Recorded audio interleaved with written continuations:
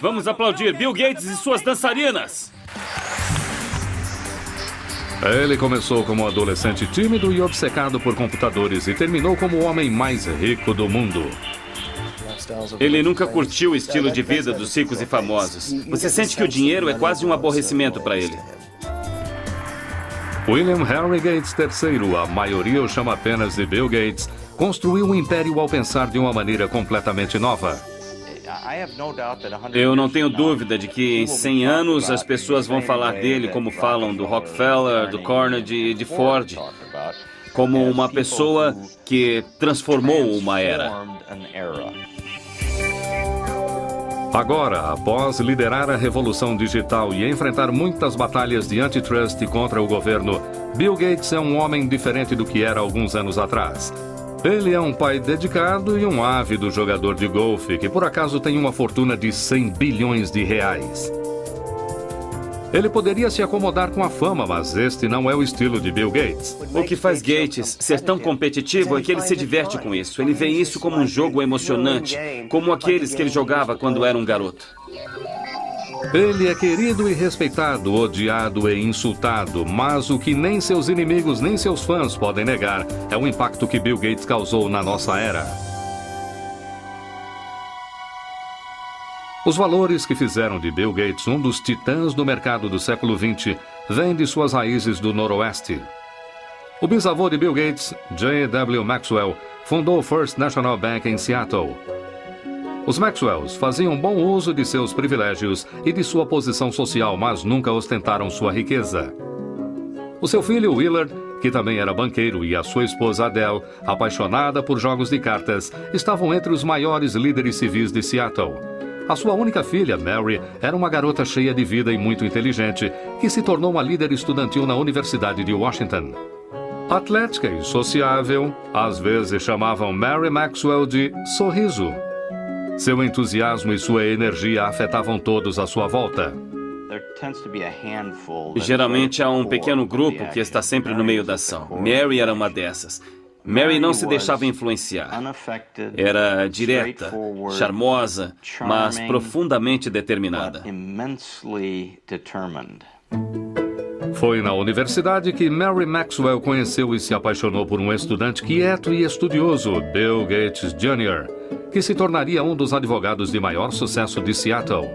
Quando Bill e Mary se casaram em 1951, ela decidiu desistir da sua carreira de professora para cuidar de sua família e dedicar mais tempo à caridade. O primeiro dos 3 filhos de Gates, Christy, nasceu em 1953. Depois dela veio seu irmão, Bill Gates III, nascido em 28 de outubro de 1955. Ele recebeu o apelido de Trinca. Isso aconteceu porque ele se chamava William Gates III. E os jogadores de carta na família pensam em tudo com o número 3 como uma trinca. Então ficou Trinca. A sua mãe tinha uma relação muito próxima com Bill desde o começo. Ela chegou a levá-lo às palestras que fazia como voluntária nas escolas de Seattle. Não demoraria muito até que seu filho precoce lesse enciclopédias de A a Z. Muitas vezes ele ficava horas desaparecido. E quando eu lhe perguntava o que estava fazendo, ele dizia: "Estou pensando, mãe." A família Gates dava valor a competições e o jovem Bill adorava testar a sua capacidade em atividades ao ar livre e jogos de tabuleiro. Entre os seus jogos favoritos estava Risk, cujo objetivo é dominar o mundo. E o ainda popular Banco Imobiliário, onde com um pouco de sorte, qualquer um poderia se tornar um magnata. Ele era muito competitivo com o jogo de cartas com sua irmã. Competiam para ver quem montava quebra-cabeças primeiro, corridas de esqui, velejar, de qualquer coisa. Ele queria se sair bem e ser tão bom quanto os outros competidores. Todos os verões, os Gates iam para sua casa no canal Hood que chamavam de T-Real. Era aqui que Bill, sua irmã caçula Libby e o resto de sua família recebiam amigos para a preparação de suas próprias Olimpíadas. Se você passasse uma noite ou alguns dias com eles, sairia exausto de tantos jogos e atividades. Era um local muito agitado. Eles eram muito competitivos, não há dúvida quanto a isso, e as crianças faziam parte disso. Não existia tédio. É a primeira exposição mundial nos Estados Unidos em 22 anos. Quando a Exposição Mundial de Seattle foi inaugurada em 1962, a família Gates correu para ver as futuras maravilhas do século XXI, inclusive tecnologia de computadores. Imaginem, se puderem, um cérebro eletrônico. Bill voltou muitas vezes para ver as exposições de alta tecnologia. Já estava claro que ele tinha um talento natural para matemática e ciências, mas ele também estava se tornando solitário, mostrando sinais de uma rebelião pré-adolescente que o colocavam em divergência com a sua mãe. Mary e eu crescemos em famílias severas. Nossos pais eram controladores e nós pensávamos assim. E esse modelo não funcionava com Bill, ou Trinca, que por volta dos 11 ou 12 anos começou a ficar muito independente emocionalmente.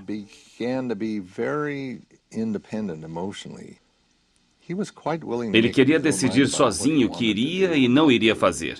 E isso foi muito difícil para nós, especialmente para Mary. Ele estava um pouco perdido. Ele estava inquieto na escola, não sabia exatamente como queria passar o seu tempo.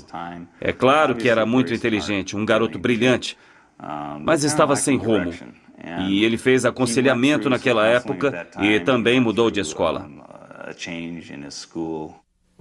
Apesar de acreditarem na educação pública, os pais de Bill acharam que ele encontraria mais rumo e disciplina em Lakeside, a melhor escola particular de Seattle.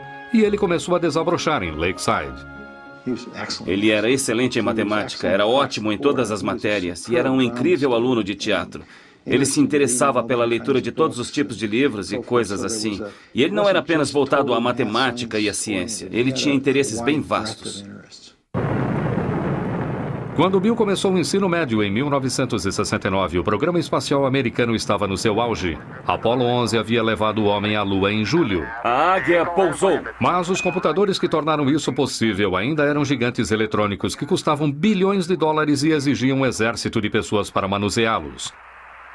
A maioria das escolas da época não poderia comprar um computador, mas Lakeside havia feito um negócio incrível que seria decisivo para Bill Gates. Uma empresa de Seattle ofereceu o uso do seu computador através de um teletipo ligado à escola. O jovem Gates ficou fascinado pelas possibilidades daquela máquina primitiva e começou a passar todo o seu tempo livre na sala do computador. A história que contam, e que é verdade, é que ele acordava no meio da noite e saía para mexer no computador. E depois voltava, e não percebíamos que ele tinha saído. Bill Gates dividia essa obsessão com seu amigo de escola Paul Allen, que não poderia ser mais diferente de Gates. Ele não era apenas 2 anos mais velho, mas também muito maior. Enquanto Allen era quieto e meditativo por natureza, Bill podia ser estridente e confrontador. Apesar disso, essa dupla estranha estava destinada a fazer história. Enquanto estudava na prestigiosa escola Lakeside, Bill Gates conheceu Paul Allen, um veterano que dividia sua obsessão por computadores. Eles ficaram amigos escrevendo código de software juntos e também eram competitivos, Paul Allen e Bill Gates. Às vezes eles brigavam. Em uma ocasião, Paul Allen expulsou o Bill Gates, que era um pouco mais novo, do grupo que tinham para escrita de código de software. Mas depois percebeu que não conseguiria fazer sem ele e Gates disse: "Estou feliz por ter voltado, mas agora estou no comando." Em 1970, quando Bill tinha apenas 15 anos, ele e Paul Allen entraram no mercado juntos. Os dois garotos lucraram R$40 mil com o Traffic Data, um programa de computador que criaram para medir o volume de tráfego da cidade de Seattle. Apesar de Bill ter a vantagem do dinheiro de sua família, ele estava determinado desde o começo a fazer a sua própria fortuna. O pai de um dos amigos do Bill dizia que ele tinha um bom olfato para dinheiro. Mesmo quando era criança, ele sabia o valor de um contrato. Ele tinha até um contrato para usar a luva de beisebol de sua irmã mais velha, que estava assinado como um documento legal. No verão de 1972, aos 17 anos, Bill foi para Washington, D.C. para trabalhar como um mensageiro do Senado. Esse contato com políticos e governadores lhe seria útil no futuro. Quando voltou para casa, naquele outono, ele tirou licença da escola, quando ele e Paul Allen conseguiram seu primeiro trabalho para uma empresa de computadores. Eles começaram a falar em abrir a sua própria empresa, mas os Gates insistiam que seu filho terminasse o ensino médio e fizesse uma faculdade. A mãe dele se preocupava por ele não ser muito atirado socialmente. Bom, talvez ele fosse, mas ele tinha outras coisas em mente. E ele não era rude, não era grosseiro. Ele só seguia um caminho diferente. Mas sua genialidade tinha outros planos. Bill se formou em Lakeside em 1973 e seus pais receberam com orgulho a sua aceitação na Universidade de Harvard. Assim, ele deixou Seattle e foi para o leste para Cambridge, em Massachusetts. Como calouro em Harvard, ele chegou a pensar em se preparar para uma carreira no direito, mas nenhum curso inspirava tanto a sua imaginação quanto seu trabalho com computadores. Bill era uma pessoa muito determinada a fazer aquilo que lhe interessava fazer. Aquilo que não lhe interessava muito, que normalmente incluía suas matérias acadêmicas, ele tendia a levar adiante e passar apenas com talento. Eu lembro que havia um curso de introdução à literatura grega e, se me lembro bem, ele não havia feito nenhum trabalho dessa matéria o ano inteiro. Ele ficou acordado na noite anterior à prova, dormiu durante uma parte do exame e ainda assim tirou B. Não é muito surpreendente que Gates tenha dormido durante o exame. Entre as suas aulas e o tempo que passava no Centro de Informática de Harvard, ele parecia estar ligado 24 horas por dia. Ele sempre foi muito focado no que estava fazendo. Entrava no quarto, não se trocava e simplesmente deitava na cama, que, é claro, nunca estava arrumada, porque ele não tinha tempo para isso. Ele dormia com a porta aberta, todo vestido, deitava e dormia. E quando estava descansado, já estava de volta à ativa para o próximo passo. Bill descansou o suficiente para fazer grandes amizades em Harvard, mas a vida social não era sua prioridade. Ele namorava muito pouco, com níveis de sucesso variáveis. Entrevistei várias mulheres que haviam saído com o Bill e uma delas me disse que a primeira pergunta que ele fez foi: quantos pontos você fez no SAT? Não era exatamente o que uma jovem queria ouvir, mas era para ele, que havia feito 800 pontos só em matemática. Isso era um motivo de orgulho. E ele queria ter certeza de que quem estivesse saindo com ele também tivesse uma boa pontuação. Bill Gates realmente brilhava na matemática, mas, na verdade, quando ele descobriu que não era o melhor aluno de matemática de Harvard, ele desistiu de se tornar um matemático. Enquanto ele mantinha suas opções acadêmicas em aberto, ele adquiria novas habilidades fora da sala de aula. Ele passava boa parte do tempo jogando pinball, videogame e principalmente pôquer, que era algo que todos faziam muito na faculdade. Mas foi Paul Allen, um antigo colega de escola e sócio de Bill, que lhe deu o seu grande golpe de sorte. Allen havia se mudado de Seattle para Boston para trabalhar. Em dezembro de 1974, ele pegou uma revista para ler na praça de Harvard. A capa da Popular Electronics anunciava a chegada do primeiro microcomputador do mundo, o Altair 8800. Ele correu para mostrar a notícia a Bill. Gates e Allen souberam naquele dia que o computador pessoal chegou para ficar. Eles viram que aquilo teria muito poder e uma dinâmica incrível para a sociedade e reconheceram o momento. O Altair foi criado por uma pequena empresa em Albuquerque, no Novo México, não muito longe do antigo campo de teste atômico de Alamogordo. Ed Roberts, que comandava a empresa, procurava por alguém que criasse um software que rodasse no seu pequeno e exclusivo computador. Gates e Allen o convenceram de que poderiam fazer isso e trabalharam dia e noite no Centro de Informática de Harvard por 2 meses. Em fevereiro de 1975, Paul Allen foi a Albuquerque para testar o programa que ele e Gates haviam terminado. Quando carregou o Altair, com o que Bill Gates chamou de o código mais animal que eu já escrevi, ele funcionou. A importância daquele momento iria mudar Bill Gates e a indústria de softwares para sempre. No verão de 1975, Bill Gates, agora com 19 anos, e seu sócio Paul Allen fundaram a Microsoft. O trabalho com Altair, da empresa de computadores de Ed Roberts, se tornou tão exaustivo que Bill abandonou Harvard logo antes do último ano e se mudou para Albuquerque. A mãe de Bill ficou decepcionada com a escolha do filho. Dissemos a ele que havíamos guardado algum dinheiro para sua faculdade e que se ele não terminasse em alguns anos, usaríamos o dinheiro para outras coisas. Naquele momento, ele nos assegurou que ficaria bem, que pagaria ele mesmo a faculdade, caso quisesse voltar. Bill tinha certeza de ter feito a escolha certa, mas ganhar a vida com softwares não seria fácil. O cenário do computador pessoal daquela época era de usuários que queriam dividir novas informações e softwares sem ter que pagar por isso. Foi um assunto que colocou Bill em discussão com seus colegas. Era um bando de adolescentes e estudantes que faziam algo fora do comum. E Bill não era muito popular, porque ele dizia: "Ei, pessoal, não roubem essas coisas. Nós criamos isso, é nosso." Ele era um homem de negócios no meio de um monte de nerds e hackers. Na verdade, Bill Gates chegou a escrever uma carta aos apaixonados por computadores criticando por terem feito cópias do programa da Microsoft. Ele disse: "Como a maioria dos que usam computadores deve saber, muitos de vocês roubam softwares. O hardware deve ser pago, mas o software deve ser dividido. Quem liga se as pessoas que trabalharam nisso serão pagas? Isso é justo? Mas aqueles que nos foram delatados perderão no final." Ele era visto como uma espécie de traidor e foi uma mudança, uma ética diferente da que prevalecia na época.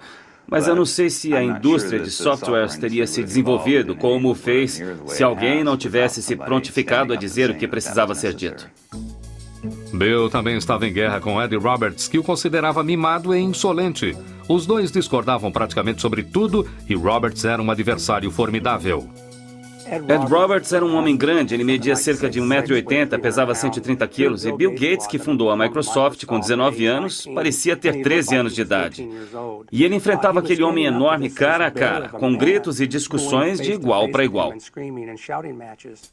Um último confronto aconteceu em maio de 1977, quando Roberts vendeu a sua empresa e Gates teve que processá-lo para ficar com o software que ele e Paul Allen haviam criado para a empresa. Gates venceu. Somos linha dura com softwares. A Microsoft se expandiu com novas linguagens de software e Gates e Allen começaram a vender seus produtos para outras empresas. No final de 1978, com as vendas beirando o marco de R$2 milhões, eles mudaram a Microsoft de Albuquerque para Seattle. Bill estava feliz por estar de volta e se dedicou para promover a empresa em sua terra natal. Sempre criamos pensando no futuro. Nossa equipe está sempre à procura das últimas tecnologias em hardware e software. Bill Gates era um verdadeiro gênio do marketing da Microsoft. Desde o começo, era ele quem pegava a estrada para tentar vender a sua empresa e o seu software. E muitas vezes ele levava a mãe com ele nessas viagens. A mãe de Bill era muito respeitada e cheia de contatos e ela exerceu um papel fundamental no início de sua carreira. Mary fazia parte de muitos conselhos diretores, além do da Universidade de Washington. Ela estava entre os diretores da United Way e também na diretoria da United Way estava o presidente da IBM. E foi assim que seu filho conheceu o presidente da IBM, através dela. Como seria o computador ideal para sua casa? Em novembro de 1980, a IBM batia a porta da ainda inexperiente Microsoft. A maior marca de computadores do mundo agora queria falar com Gates e Allen sobre a criação de um sistema operacional para sua nova linha de computadores pessoais. Desde o seu primeiro encontro, a IBM não percebeu com quem estava lidando. Ele parecia um adolescente. Era magrelo, tinha o cabelo arrumadinho, informal, e por isso as pessoas não o levavam a sério, como um homem de negócios. Mas a audaciosa IBM logo descobriu que Gates não era um amador. Ele rapidamente os convenceu de que a Microsoft poderia criar o seu novo software. Primeiro, ele adquiriu um sistema operacional já existente e o adaptou aos computadores pessoais da IBM e o chamou de MS-DOS. Bill Gates, como um homem de negócios muito sagaz, sabia onde conseguir um sistema operacional. Ele pegou a estrada e o comprou por R$100 mil. Mas a verdadeira sacada foi que quando eles desenvolveram o sistema operacional para a IBM queria comprar o código original que teria dado a eles a origem do sistema operacional ou ao que se tornou o DOS. Mas ao invés disso, a Microsoft se recusou a entregar os direitos sobre o DOS. Por não possuir os direitos do sistema operacional, a IBM teria que pagar uma licença à Microsoft por cada cópia de DOS que fosse instalada nos seus computadores. E a IBM estava prestes a perder o seu incrível índice de vendas de computadores. O computador pessoal da IBM. Enquanto outras empresas apresentavam computadores pessoais mais baratos que os da IBM, a Microsoft podia vender o mesmo sistema operacional para todas. Havia vários tipos de computadores sendo fabricados naquela época. E eu não sabia quem iria vencer no mercado de hardwares, mas a Microsoft tinha boas chances de vencer no mercado de softwares. Entre 1978 e 1981, o crescimento da Microsoft foi incrível. Os funcionários aumentaram de 13 para 128. Os lucros das vendas deslancharam de 8 milhões para 32 milhões de reais. Em 1983, 30% de todos os computadores pessoais do mundo funcionavam com o software da Microsoft. Mesmo assim, Bill Gates nunca tirou seus olhos do orçamento. Ele nunca voava na primeira classe, a não ser que fosse extremamente necessário. Era comum vê-lo na classe econômica com um cobertor sobre a cabeça, tentando dormir. Os seus pais lhe ensinaram muito bem, desde o começo, o valor do dinheiro e do trabalho pesado, e isso refletiu mais tarde na sua vida. Não apenas na maneira como comandava a sua vida pessoal, mas a Microsoft. O meu nome é Bill Gates, eu sou presidente da Microsoft. O começo dos anos 80 foi uma época excitante para essa indústria comandada em geral por pessoas com menos de 30 anos. A Microsoft começou a criar softwares para empresas inovadoras, como a Apple e o seu guru Steve Jobs. O seu computador e software Macintosh foram considerados por muitos como os mais geniais da indústria e como um marco para o futuro. Para se criar um novo padrão, é preciso de algo muito inovador e que capte a imaginação das pessoas. E o Macintosh, de todas as máquinas que eu já vi, é o único que alcança esse padrão. Mas logo, Microsoft e Apple travariam uma batalha sobre os direitos da próxima geração de softwares. Bill Gates também estava prestes a receber notícias que abalariam a Microsoft em sua base.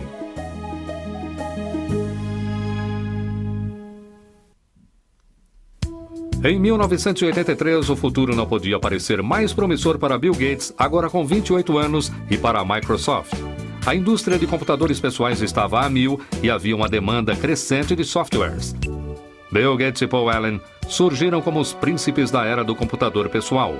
Mas no meio da incrível ascensão da sua empresa, eles foram surpreendidos por notícias terríveis. Paul Allen, amigo e sócio de Bill desde o colégio, fora diagnosticado com linfoma de Hodgkin, uma variação do câncer. Isso trouxe uma perspectiva muito diferente para o Bill. Ele sempre foi muito agitado e exigente, e isso o ajudou de certa forma a entender os sentimentos alheios. A doença de Allen regrediu um ano depois, mas ele nunca mais acompanharia totalmente o dia a dia da Microsoft. Para dois homens na faixa dos 30 anos, que haviam criado uma empresa mundialmente importante e faturado milhões, era o fim de uma era. Eu acho que a história irá mostrar que a parceria deles era incrivelmente dinâmica. Eu costumo compará-la aos Beatles, Lennon e McCartney. As músicas que escreveram juntos são as mais marcantes e são tocadas até hoje. Eram ótimos compositores separadamente.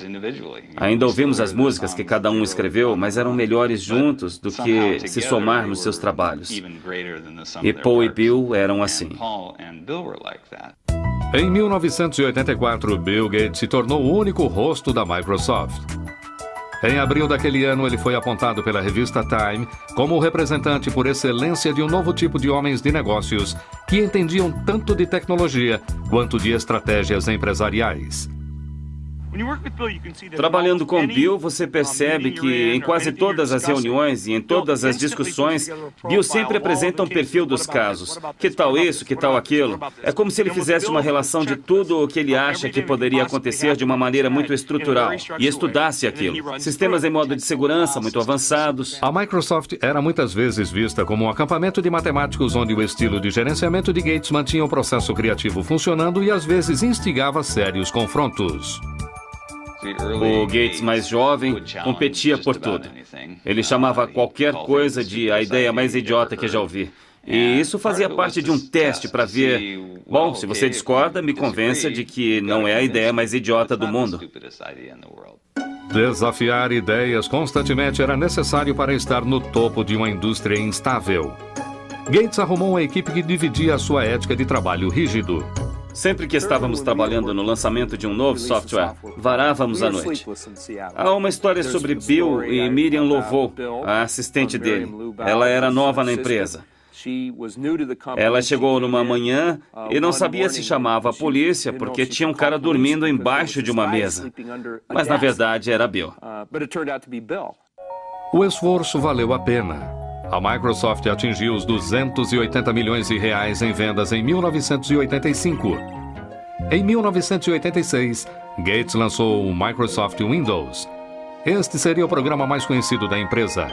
Os críticos logo notaram que o uso do mouse, além dos ícones, tinha mais do que uma leve semelhança ao sistema operacional do Macintosh da Apple, que era considerado de fácil uso. Se sabe usar o dedo, já sabe como usar.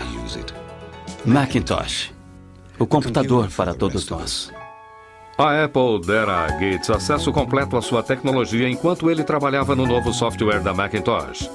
Gates havia avisado a Apple anteriormente para licenciar o seu software, mas a Apple estava mais interessada em vender computadores do que softwares, e a sugestão foi ignorada. Mais uma vez, Gates avistou uma possibilidade e a agarrou. Neste setor, nós competimos e colaboramos ao mesmo tempo.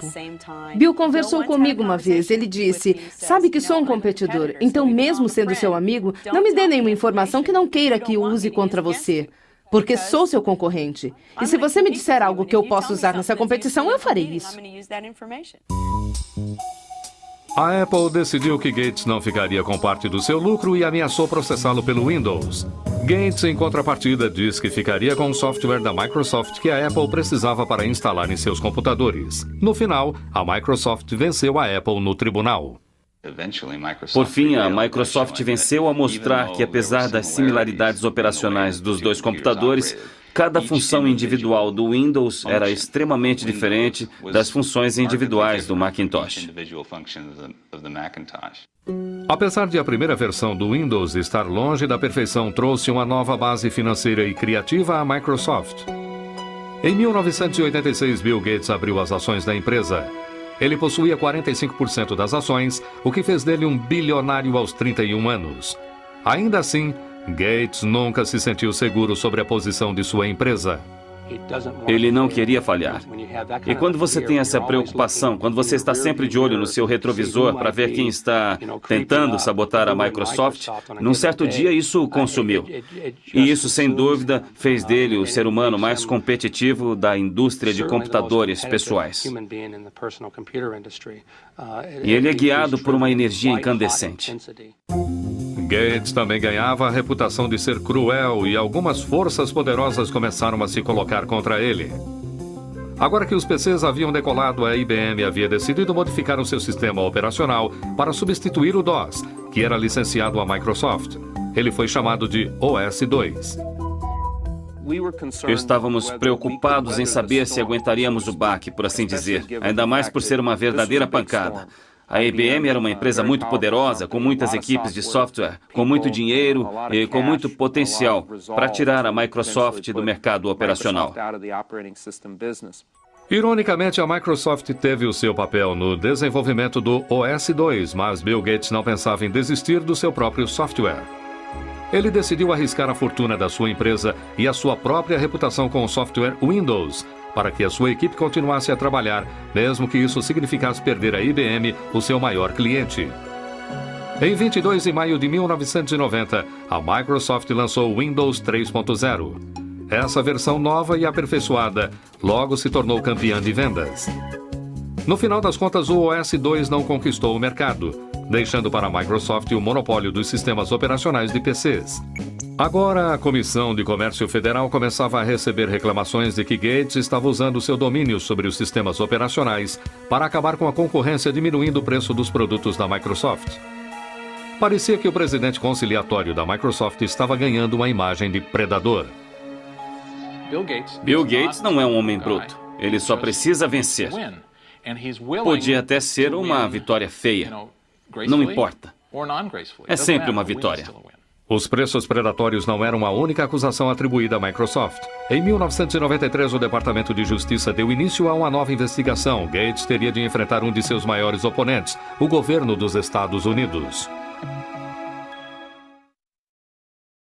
Em 1993, Bill Gates e a Microsoft estavam mais uma vez sob investigação pelo Departamento de Justiça americano. Eles avaliavam queixas de que a Microsoft estaria cobrando as licenças das marcas de computadores com base no número de computadores vendidos, incluindo aqueles que não utilizavam o software Windows. Eles fizeram com que os fabricantes de computadores pagassem pelo software da Microsoft, mesmo que não fossem instalados em seus computadores. E, como consequência disso, impediram a entrada de concorrentes no mercado. O Departamento de Justiça acusa a Microsoft, a maior empresa de softwares do mundo, de utilizar práticas ilegais de marketing de quebras de contratos.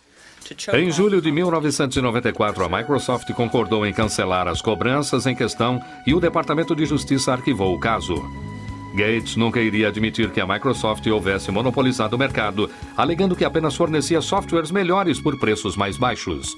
Não somos como crocodilos, não saímos por aí comendo coisas. Nós inventamos essas lindas caixinhas, esses belos pacotes de software que você instala no seu computador e ou você se diverte usando e isso te ajuda a fazer as coisas ou não. Mas não era tão simples assim para os investidores. As sondagens do governo e as brigas com a IBM e com a Apple fizeram com que o valor das ações da Microsoft caísse. Agora, havia mais pressão do que nunca para o lançamento da próxima versão do Windows.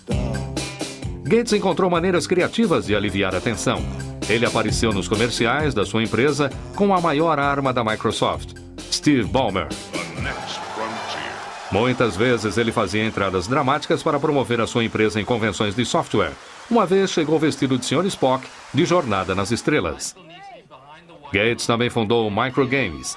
Essa gincana para funcionários da Microsoft é uma reminiscência dos seus jogos de criança no canal Hood. Era como um acampamento de verão para adultos. Todos iam para a casa dele. Ele passava meses pensando quais seriam os jogos. Era como um mestre de cerimônias. Ele montava as nossas equipes com muita atenção à dinâmica das equipes e como poderíamos interagir. Nós tínhamos de participar desses jogos como os de um acampamento de verão. E eu conheci Melinda em um desses jogos. Melinda era uma moça de 28 anos formada com um MBA na Universidade de Duke. Ela havia trabalhado como executiva da Microsoft por muitos anos. Estava cada vez mais claro para a família de Bill e seus amigos que ela era a mulher com quem Gates, aos 37 anos, decidira passar o resto de sua vida. Ele namorou Melinda por bastante tempo antes de se casarem, e eu os acompanhei com o passar dos anos. Eles sempre pareceram ter uma relação especial, um nível de intimidade, de conexão intelectual que soltava faíscas. Ela é realmente uma pessoa maravilhosa, é perfeita para ele. É muito inteligente, organizada, ela o apoia e se interessa por sua família e por uma boa convivência familiar. Bill e Melinda se casaram em 1º de janeiro de 1994 no Havaí. Uma noite antes da cerimônia, Bill havia preparado uma serenata especial para Melinda. Ele fez Willie Nelson cantar na noite anterior ao seu casamento e foi uma grande surpresa. Bill se levantou e disse: "Eu amo Melinda e gostaria de cantar umas músicas para ela nesta noite, mas como eu não canto muito bem, pedi a um amigo que viesse cantar para nós." Em Melinda, Bill encontrou uma parceira que lhe dava o tipo de felicidade pela qual ele sempre procurou e alguém que entendia as demandas do seu trabalho.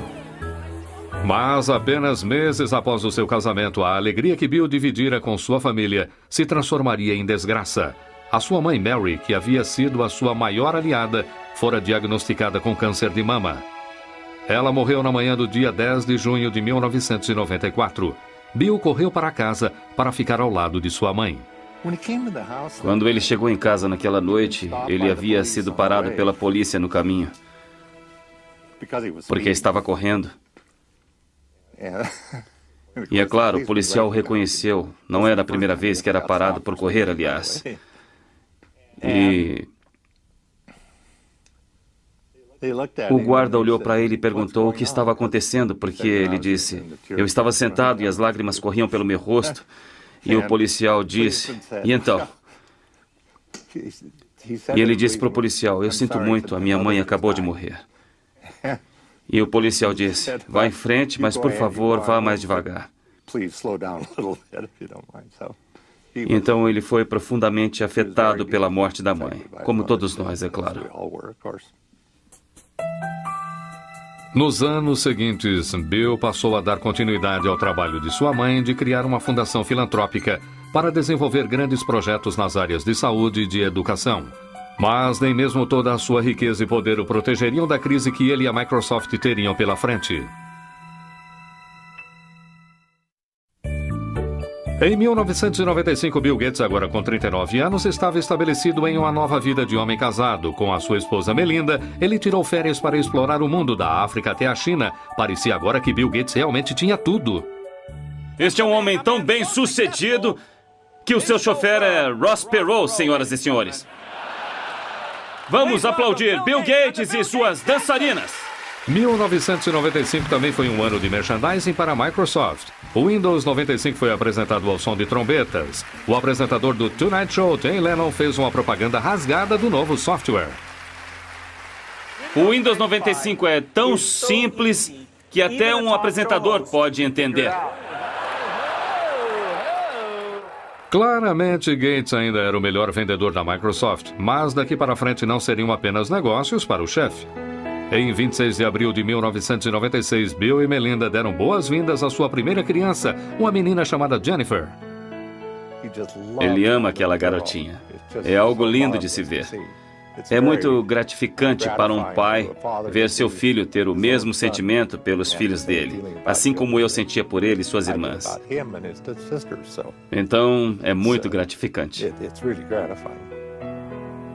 Um ano após o nascimento de sua filha, Bill mudou-se com sua família para uma casa dos sonhos de 108 milhões de reais. Além dos quartos, havia uma biblioteca que abrigava um caderno de Leonardo da Vinci, pelo qual Gates pagou mais de 60 milhões de reais. Apesar de a casa servir para muitas funções empresariais, para a família Gates era apenas o seu lar. É uma casa muito familiar e aconchegante.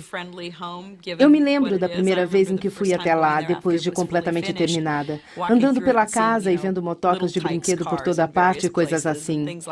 Não é uma casa antisséptica onde você tem medo de tocar qualquer coisa ou de se sentar. Enquanto a vida pessoal de Bill Gates se completava, a sua vida profissional ia se tornando frustrante. Em 1997, ele descobriu que estava muito atrasado no estrondoso mercado da internet. Uma empresa chamada Netscape estava dominando as vendas dos navegadores da internet, os softwares necessários para ter acesso aos sites. Gates, para diminuir essa diferença, decidiu incluir o Explorer, o seu navegador, em todas as cópias do Microsoft Windows. Muitos viram isso como uma jogada suja para eliminar o seu maior rival. Se a Microsoft optou por causar prejuízo à Netscape ou qualquer outro concorrente, então o consumidor não pode fazer uma escolha justa. E quando o consumidor não faz uma escolha justa, o mercado não funciona efetivamente. Em 1998, Gates foi chamado ao Senado, onde já havia trabalhado como mensageiro e sido acusado de gerenciar um monopólio ilegal. Eu espero que o meu testemunho ajude esta corte a solucionar este caso. Isso seria melhor para os consumidores e para a indústria. E é por isso que eu estou aqui. Obrigado. O Departamento de Justiça do presidente Bill Clinton, além de outros 19 estados, processaram a Microsoft por antitrust. Foi o maior processo dessa categoria que já existiu na história da indústria de computadores. A Microsoft tem o poder hoje de exercer um controle predatório e exclusivo sobre os meios que utilizamos para acessar a internet. Seria como a General Motors ter o poder de ditar que tipo de gasolina você deve colocar no seu carro, ou qual rodovia você deve usar, ou até como chegar a essa rodovia. Em 2000, um juiz federal decidiu que a empresa deveria se dividir em duas. Após mais de 2 décadas de sucesso irrefreável, este foi um grande abalo para Bill Gates. O julgamento de antitrust afetou Bill Gates profundamente. Ele ficou muito sensibilizado com as acusações de que ele seria petulante, de que era arrogante, de que não respondia todas as perguntas com honestidade e de que estaria tentando dificultar o trabalho dos promotores. O processo antitrust durou 4 anos e custou milhões de dólares à Microsoft por honorários legais. Por fim, em 2002, o Departamento de Justiça, sob o comando do presidente George Bush, ofereceu à Microsoft um acordo favorável. Seria um momento de fúria para os detratores da Microsoft e um momento triunfante para Bill Gates e sua empresa. Durante o processo por antitrust, Bill Gates surpreendeu a todos ao deixar o cargo de presidente da Microsoft e se dividir entre a presidência e o cargo de arquiteto-chefe de softwares. A vaga de presidente ficou para o seu velho amigo de Harvard, Steve Ballmer. Eles eram velhos amigos e Gates realmente só queria ser o homem das ideias. Ele queria dar um passo para trás. E foi isso que ele fez. E isso funciona muito bem hoje. Foi difícil para ele abandonar a sua cria, mas ele se acostumou. Na última década, Bill Gates esteve em uma missão: dividir a sua riqueza. Em 2000, ele abriu a Fundação Bill e Melinda Gates, que gasta centenas de milhões de reais todos os anos com computadores, vacinas e medicamentos para os mais necessitados. Os mundos dos ricos e dos pobres são muito separados. A conscientização da crise da AIDS e das intervenções efetivas que podem ser tomadas é muito defasada. Chegou a hora de mudarmos tudo isso. Ele já disse publicamente que não deixará sua vasta fortuna para seus filhos. O que o Bill Gates disse é que irá doar, antes da sua morte, 90% da sua fortuna. Bill Gates se tornou um ícone mundial. O seu segundo livro, A Empresa na Velocidade do Pensamento, foi publicado em 25 idiomas e está disponível em mais de 60 países.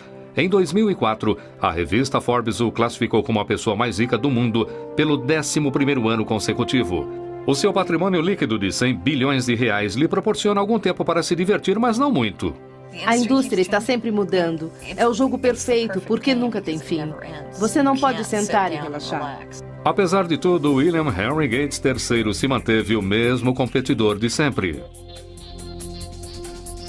Pensando no futuro, esse visionário investe muito de sua energia em expandir a Microsoft para territórios globais, como o Oriente Médio e a China. Enquanto isso, Gates e a Microsoft estão focados em aperfeiçoar o seu software para combater vírus e spams. Dizem que o próprio Gates recebe 4 milhões de e-mails de spams todos os dias.